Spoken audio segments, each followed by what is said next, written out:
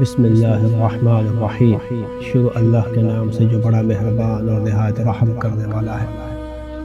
ایک شخص کے متعلق مشہور تھا کہ اس کے پاس اسم اعظم ہے۔ ایک شخص اس کے پاس گیا اور اسم اعظم سکھانے کی درخواست کی۔ اس نے کہا کہ تم صبح سویرے شہر کے دروازے پر جانا اور وہاں جو کچھ بھی دیکھو بلا کم و پیش مجھے آ کر بتانا۔ مرشد کے حکم کے تحت مرید صبح سویرے شہر کے دروازے پر گیا تو دیکھا کہ ایک بوڑھا آدمی سر پر لکڑی کا گٹھا اٹھائے ہوئے شہر کے دروازے سے داخل ہوا۔ دروازہ پر معین سپاہی نے کہا کہ یہ گٹھا تم میرے حوالہ کر دو۔ بوڑھے نے کہا کہ ایک شرط پر یہ گٹھا دے سکتا ہوں کہ تم مجھے اس کی قیمت ادا کرو۔ سپاہی نے کہا کہ میں تمہیں کچھ بھی ادا نہیں کروں گا۔ بوڑھے نے لکڑیاں دینے سے انکار کر دیا۔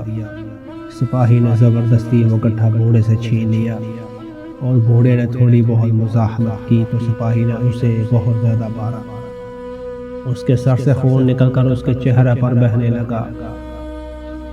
بوڑھے کی مظلومیت دیکھ کر اس شخص کو بڑا رحم آیا اور دل میں کہا کہ کاش اس وقت میرے پاس اسم اعظم ہوتا تو میں اس کے اثر سے ظالم سپاہی کو جلا کر ختم کر دیتا۔ مرید کی زبان مرشد نے یہ واقعہ سنا اور مرید کے جذبات بھی سنے تو کہا ہر شخص کے پاس امانت نہیں رکھنی چاہیے اور ہر شخص امین بننے کے قابل نہیں ہوتا۔ صبح سویرے جس بوڑھے کو تم نے سپاہی کے ہاتھوں مار کھاتے ہوئے دیکھا وہ بوڑھا اسم اعظم میں میرا استاد ہے۔ میں نے اسی سے اسم اعظم سیکھا تھا۔